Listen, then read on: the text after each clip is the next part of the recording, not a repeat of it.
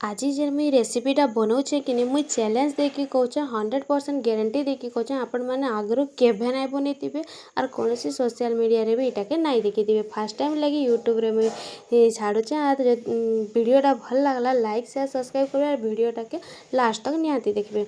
आज गोटे बहुत ही बढ़िया रेसिपीटे बनामा और टेस्ट तो एंता अच्छे जे कि छतु भजा आउ माछ भजा जहाँ भी भजा अच्छे भजार आगे फिका पड़ जावा। तो देखुन केते सुंदर होइचे जे चलून अधा लोग तो गैस करिकी जानी जीवे न कि मुई काଣା बनाऊचे जेन माने जदि पहला पहला जानी गले तो निहाती कमेंट करिकी कहबे। तो चलून स्टार्ट करमा रेसिपीटा। हे जेन रेसिपीटा बनाबार लगी आमको दरकार खड़ा साग रांधमी बोली भावुछ कि खड़ा पतर भजा बाजमी बोली भावुछ ताहले सभे भूल अछ। मुई बाजमी काଣା देखामी आके तो साग पहला बाछिकी तार ढेंटी जाकर बाहर करिनामा। हाँ ठीक जानल आमे बनामा ई ढेंटी भजा ई साग ढेंटी जेन कि तार अलगा प्रकार रेसिपी माने खाइथिबो किंतु ई रेसिपीटा केभे नाई खाइथिबो। इटाके कहसन खड़ा साग और खड़ा साग भी तो हेंती बहुत बढ़िया लागसी और ई ढेंटीर भजाटा कि पूरा छतु भजा भी आरी बढ़ लागसी। तो सब साग जाकर के भल के भाजी देमा साग के पहला भल भावे बाछि नेमा आरी ढेंटा के सेपरेट करी रखी देमा। साग रो तुम साग करो कि साग भजा करो साग के भल भावे भाजी करी ढेंटी के भल भावे रखी दो बोले साग रो नड़ाका आपनकर भाषा रे काଣା कहसन आमर भाषा रे तो साग ढेंटी कहसन। तो सेटा के आमे इदाके साइड के रखी देमा और साग जाकर सब बाछि नेमा। साग के भल भावे बाछि नेमा पतर पतर करी आर ढेंटा के रखी देबो। जदि कम करबार थिबा तो आधा ढेंटा दे देले भी चलबा कौलीटा। और ई भजाटा कि बहुत टेस्टी लागसी जेते बेले खाइबो पाटिरे टिके चाबी चाबी होउथबा और एंता बढ़िया लागसी कि तुम थोड़े बनाले बार बार बनाबार लगी पसंद करब। तो सबू के भल भावे मुई बाछि नेइचा इटा होचे सबू ढेंटा ई ढेंटा के कां करबा पहला लंबा लंबा हेगी अछि कि ताके आमे छोट छोट पीस करी काटी नेमा। तो देखुन मुई इन काटिकी धरि आइली न केनता शेप रे काटी जे बिल्कुल एंता ही काटी नेबे।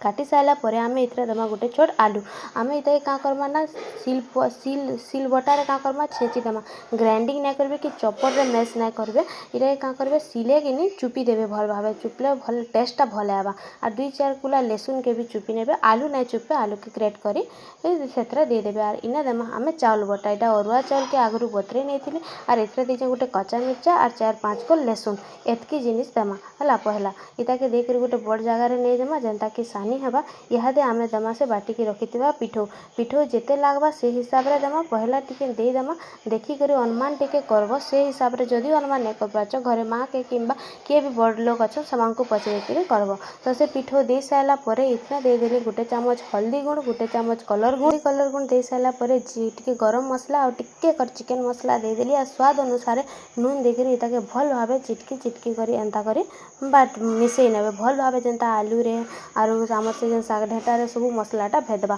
तो इने देखुन इटा हे साइला न तावा के पूरा फुल गरम करी नै जिवे फ्लेमटा मीडियम कर नेबे गरम हे साइले और गोटे 2 चामच तेल दे देबे तेल टिके अतका देबे अतका देले का हबा स्वादटा भल आबा। तो चारिआडे तेल के स्प्रेड कर दमा तेल भल भावे गरम हे गले मोर जेते भी से ढेंटा नेइथिली कि डो करथिली सेटा 2टा एंता करी पिठा हला बा भजा हला 2टा भजा हला।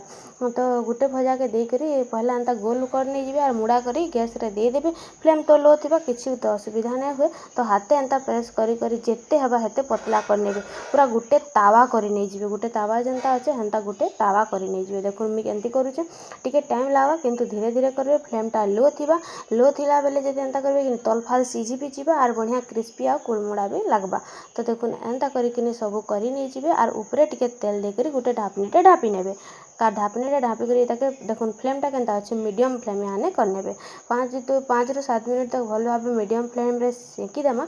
तापरे इताके उल्टा बार लई चेष्टा करमा देखुन केंती उल्टी गला सांगे सांगे जे देखुन केते सुंदर रे उस्की गला उस्केबा भी बढ़िया टेस्ट भी बढ़िया लागा। किंतु वीडियोटा के लास्ट तक देखबे स्किप करिकि ना देखबे आपण माने बढ़िया से बनै पारबे। गोटे फाल सेकी गला पर आर गोटे फाल के भल भावे सेकी नामा।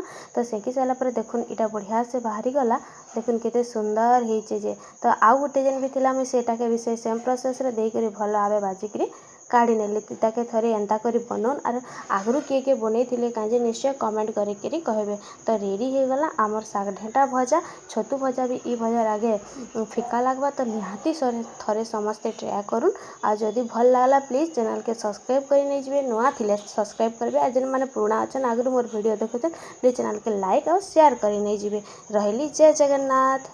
ଚାଲୁନ୍ ଟିକେ ଦେଖ୍ମା ଆର୍ ଟିକେ ପାଖୁ କାଟିକିରି କେନ୍ତା ଦିଶୁଛେ ଯେ ପୁରା ପିଜ୍ଜା ଭଲିଆ ହେଇଛେ ହେଲା। ଦେଖୁନ୍ ଏନ୍ତା କରି ଗୁଟା ଗୁଟା ଖାଲି ଏନ୍ତା କାଟି ଦଉନ୍ ଆର୍ ଇଟାକେ ଭାତେ ଖାଉନ୍ କି ହେନ୍ତି ବି ଗୋଟେ ପ୍ରକାର ଜଳଖିଆ ସ୍ନାକ୍ସ ହିସାବରେ ଖାଇବେ ବହୁତ ହି ବଢ଼ିଆ ଲାଗ୍ବା। ଦେଖୁନ୍ କେତେ ସୁନ୍ଦର ହେଇଛେ। ସମସ୍ତେ ନିହାତି ଟ୍ରାଏ କରୁନ୍ ଆଉ ଫିକି ଦଉଥିବେ ଯଦି ଅଧା ଲୋକ କାଁ କରସନ୍ ଫିକି ଦେସନ୍। ଥରେ ନିହାତି ବନଉନ୍। ରହିଲି ଜୟ ଜଗନ୍ନାଥ, ରାଧେ ରାଧେ।